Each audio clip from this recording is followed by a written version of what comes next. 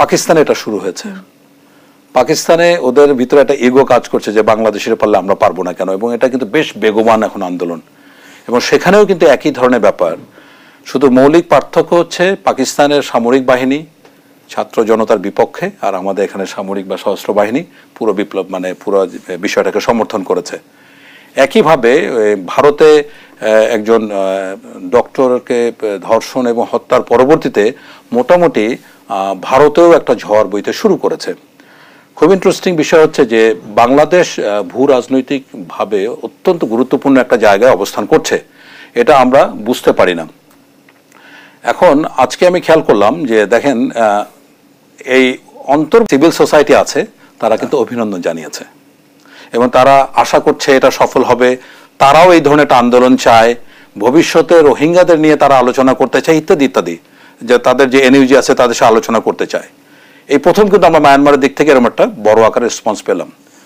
পাশাপাশি আপনি ভারতের প্রধানমন্ত্রী ডক্টর ইউনূসকে ফোন করেছিলেন, সেখানে খুব স্বাভাবিক কারণে বিজেপির নেতা হিসাবে নরেন্দ্র মোদী মাইনরিটিসদের নিরাপত্তার বিষয়টা তুলেছেন।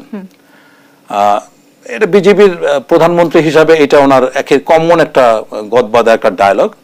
আমরা যদি ওনার লাস্ট ইলেকশন দেখি, আজকে খেয়াল করলাম যে 173টি স্পিচের মধ্যে 110টা হচ্ছে হেট স্পিচ, যেখানে ইসলামোফোবিয়া বা ইসলাম বিরোধী কথাবার্তা বলেছেন।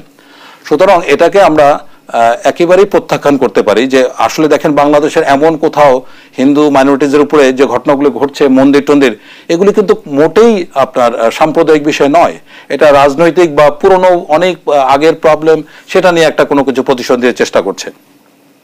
সো নরেন্দ্র মোদীর ফোন করা আমাদের জন্য, আমাদের প্রধানমন্ত্রীকে, আমাদের অন্তর্বর্তীকালীন সরকার প্রধানকে করার পিছনে আল জাজিরা একটা রিপোর্ট করেছে যে 3টা বিষয় এখন ভারত অত্যন্ত কনসার্ন। একটা হচ্ছে তাদের নিরাপত্তা, দ্বিতীয় হলো তার বাণিজ্য, তৃতীয় হলো ভারতের প্রভাব। ভারত কোনো অবস্থাতে চাইবে না বাংলাদেশের উপরে এই প্রভাব, এই নিয়ন্ত্রণ, এই নিরাপত্তার বলয় থেকে বঞ্চিত হোক, ওখানে অবস্থান নেওয়ার হয়েছে। সো ভারতের একটা বিশাল মার্কেট বাংলাদেশ, এবং কেন ভারত চাচ্ছে বাংলাদেশকে আষ্টে পৃষ্ঠে বেঁধে রাখার জন্য, এর কারণ হচ্ছে চায়না উন্মুখ হয়ে বসে আছে বাংলাদেশের উপরে একই ধরনের প্রভাব বিস্তার করার জন্য। চায়নার জন্য অপশন হচ্ছে 2টা। ভারত দেখেন চায়না নিজে সাউথ চায়না সি নিয়ে একটা সমস্যার মধ্যে আছে। মার্কিন যুক্তরাষ্ট্র সহ থেকে ইন্দো প্যাসিফিক যে শক্তিগুলি আছে তারা কিন্তু চায়নাকে নিরঙ্কুশ কোনোভাবে মানে সাউথ চায়না সিতে বিচরণ করার সুযোগ দিচ্ছে না।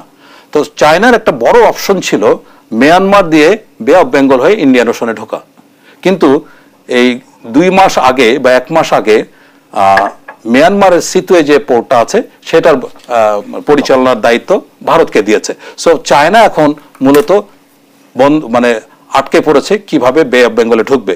সো চায়নার যেমন আকর্ষণ যে এইটা একটা সুযোগ, এই সুযোগে যদি ভারতের লাগামটা একটু দুর্বল হয় তাহলে চায়না এটাকে শক্তভাবে ধরতে চাচ্ছে, এবং এইটা এমন একটা টালমাটাল একটা সময়। দেখুন আপনার ওই আবু সাইদের বিষয়টা কিন্তু আর বাংলাদেশের সীমানার মধ্যে নেই, এটা